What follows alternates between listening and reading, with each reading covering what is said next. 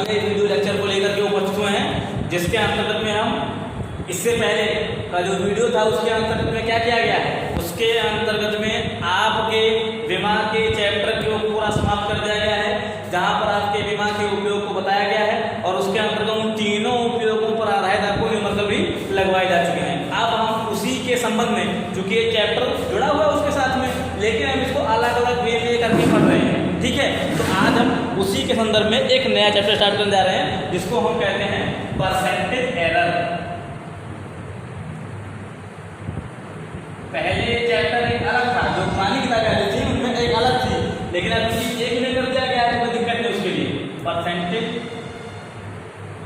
Error या इसका एक अलग नाम है और एरर एनालिसिस, इसको दोनों नाम जानते हैं। इसको हिंदी में अगर कहा जाए तो कहते हैं प्रतिशत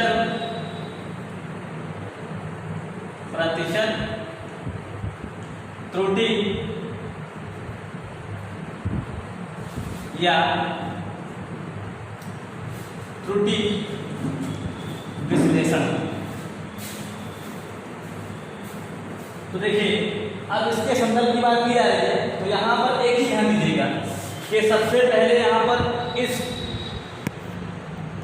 इसके अंतर्गत में इसको प्रतिशत त्रुटि और त्रुटि विश्लेषण को जानने से पहले यहाँ पर दो चीज़ों के बारे में हम जान लेते हैं। वह क्या है, क्योंकि आपको मापन तो मैं पहले ही बता चुका हूँ, लेकिन उस मापन के अंतर्गत में वहाँ पर दो चीज़ों के बारे में, जैसे आपने क्लास 9th या 10th में पढ़ा होगा, इसको आपने कहा होगा सार्थक अंक। सार्थक अंक के बारे में आप जानते होंगे भाई, जैसे किसी भी भौतिक राशि का मापन किया जाता है तो वहाँ पर मापन करते समय हम ये जानते हैं कि कितने सार्थक अंक उसमें होते हैं। तो उसी सार्थक अंक के संदर्भ में हमें दो चीज़ यहाँ पर जानना है। वह क्या है, यथार्थता और एक होता है परिशुद्धता। देखिए, इसको हम एक तो परिभाषा से बताएंगे और एक डायग्राम से भी आपको समझाएंगे।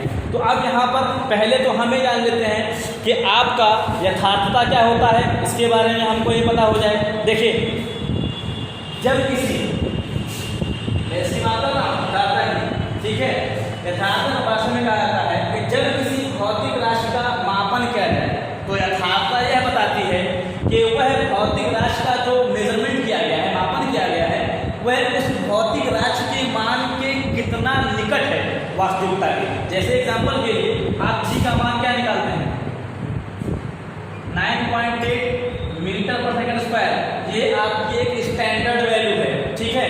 लेकिन अगर आपसे कहा जाए कि जी का मान कहाँ प्राप्त होगा, तो समुद्र तल से कुछ ऊंचाई दी होती है, उस ऊंचाई पर जी के मान पर एक स्टैंडर्ड वैल्यू है। लेकिन अगर पृथ्वी तल पर जी के मान की बात करेंगे तो अक्सर आपको कहीं भी मिलेगा, वहाँ 9.6 मिलेगा या 9.7 मिलेगा, मतलब 9.8 एग्जैक्ट कभी आपको नहीं प्राप्त होगा। इसका मतलब क्या हो गया, इसका मतलब ये हो गया कि यहाँ पर ये क्या बताता है कि वह वास्तविक मान के कितना निकट है, इनके बीच में जो अंतर होगा, ठीक है, तो ये बताता है। तो बात करते हैं किसकी, परिशुद्धता की। तो परिशुद्धता ये बताती है कि उसको कितनी सीमा तक या कितने हद तक उसका मापन शुद्ध किया गया है। दोनों की परिभाषा में माइन्यूट डिफरेंस होता है। ये बताता है कि वह वास्तविक मान के कितना निकट है और ये बताता है कि कितने मान तक वह बिल्कुल शुद्ध उसका मेजरमेंट किया गया है। दोनों में कोई इतना ही डिफरेंस होता है, ठीक है। तो आप यहाँ पर देखिए क्या नाम है इसके बारे में आने का करके, इसी परिशुद्धता और यथार्थता, एक बात और ध्यान दीजिएगा, यथार्थता सदैव यह बताती है कि उस मेजरमेंट में, किसी भौतिक राशि का जो मेजरमेंट मापन किया गया है, उसमें कितने सार्थक अंक होंगे, ये उसको बताता है, ठीक है। परिशुद्धता केवल बताती है कि किस सीमा तक उसको शुद्ध तरीके से मेजर किया गया है। तो इसी के अंतर्गत में हम यहाँ पर जानेंगे इसके बारे में त्रुटि, जिसको हम कहते हैं एरर। ध्यान दीजिएगा, क्योंकि यहाँ पर भी परिभाषाओं के बाद में, कुछ डेरिवेट के बाद में न्यूमेरिकल की ज़्यादा से ज़्यादा संभावना है। उन्हीं के आधार पर क्वेश्चन को हम यहाँ पर देखेंगे। देखिए, एरर क्या है यहाँ पर, त्रुटि। अगर त्रुटि की बात की जाए तो देखिए, सीधी सी बात यहाँ पर जो परिभाषा होती है वो होती है किसी भी भौतिक राशि की माप में जो अनिश्चितता होती है, मतलब जिसके उसके बारे में हमें क्या हो, सर्टेनली पता ना हो, उसे हम क्या कहते हैं, त्रुटि कहते हैं। तो क्या लिखा जाएगा, किसी माप में होने वाली अनिश्चितता को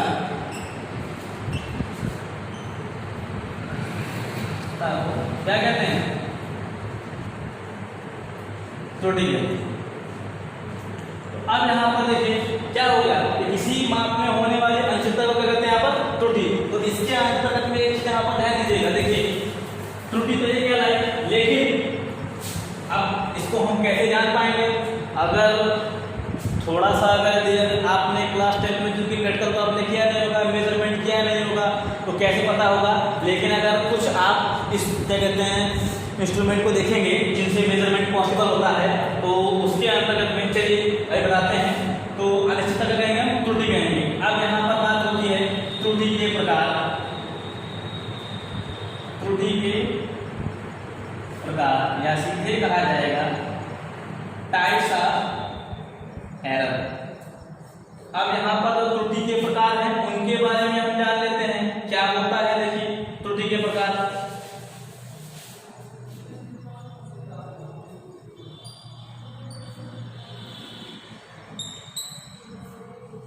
देखिए त्रुटि के प्रकार क्या होते हैं, तो त्रुटि दो प्रकार की होती है।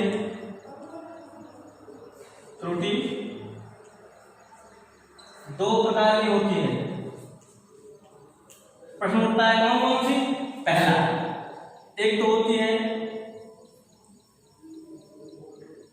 क्रमबद्ध त्रुटि, इसे कहते हैं सिस्टमैटिक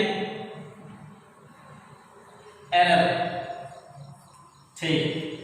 दूसरा हमारा होता है यादृच्छिक त्रुटि, इसको कहते हैं रैंडम एरर। थोड़ा ये शब्द आपको कुछ अनसुना सा लग रहा होगा, लेकिन अभी आपको सही से समझा देंगे तो आपको पता हो जाएगा। देखिए क्रमबद्ध त्रुटि क्या होती है इसके बारे में पूरा जानेंगे, और यादृच्छिक त्रुटि क्या होती है इसके बारे में भी जानेंगे। देखिए सबसे पहले बात करते हैं हम क्रमबद्ध त्रुटि की। तो क्रमबद्ध त्रुटि है क्या चीज, इसके बारे में जान लेते हैं।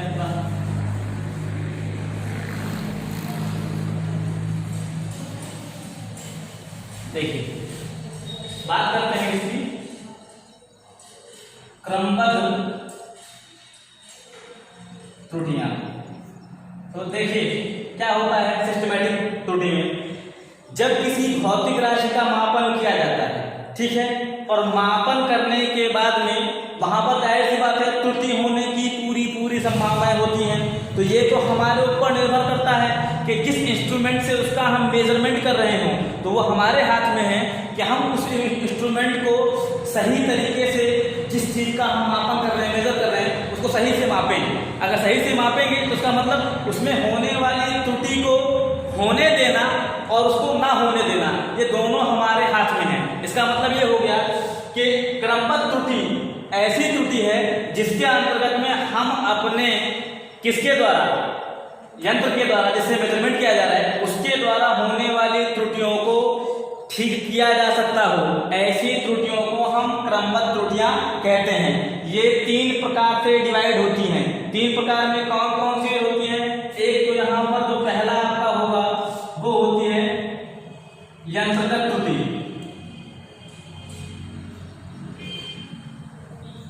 दूसरा आपका होता है तकनीकी त्रुटि,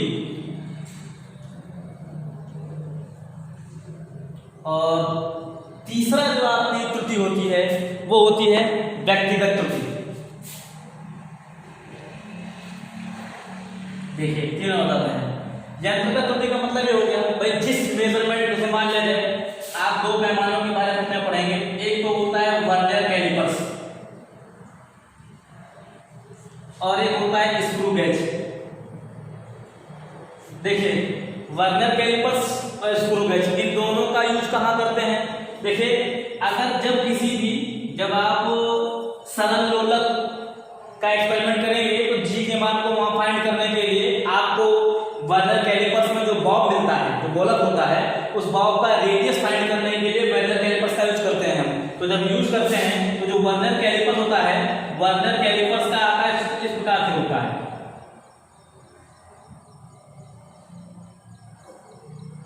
इसी के बीच में हम इसको बढ़ाते हैं गिनती के द्वारा, ताकि गोला गिनती में फंस जाता है।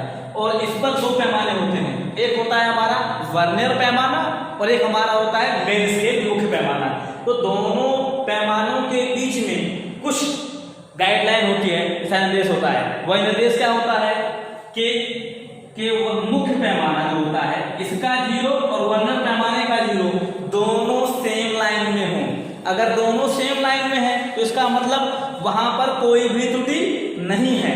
लेकिन यदि अगर दोनों के 0 में क्या हो जाए, लेफ्ट साइड में अगर डिफरेंस आता है तो उसे हम कहते हैं ऋणात्मक त्रुटि कहते हैं। और अगर राइट साइड में उसका डिफरेंस मतलब अगर इधर बढ़ता है तो उसे कहते हैं धनात्मक त्रुटि। तो इस त्रुटि को हम वहां कहते हैं यंत्रगत त्रुटि। ठीक है। अब तकनीकी त्रुटि क्या होती है?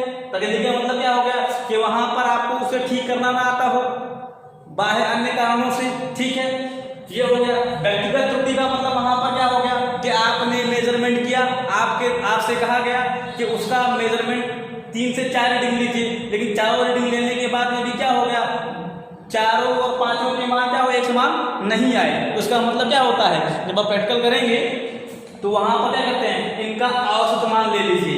तो ये होती है आपकी व्यक्तिगत त्रुटि। ठीक है। अब इसके बाद में जो अगली त्रुटि होती है वह है आपकी कौन सी है, एट रैंडम, यादृच्छिक त्रुटि। इस त्रुटि की बात करें तो देखिए ये तो एट रैंडम है।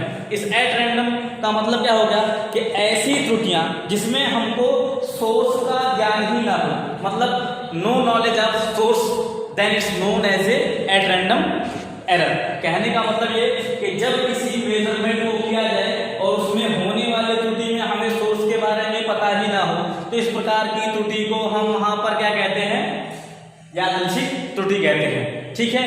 तो इस प्रकार से हमने त्रुटियों के बारे में यहाँ बताया। अब इसके अंतर्गत में वहां पर निरपेक्ष त्रुटियां हैं, ठीक है, और औसत त्रुटि है। इन सब के लिए फार्मूलों को हम कल ड्राइव करेंगे।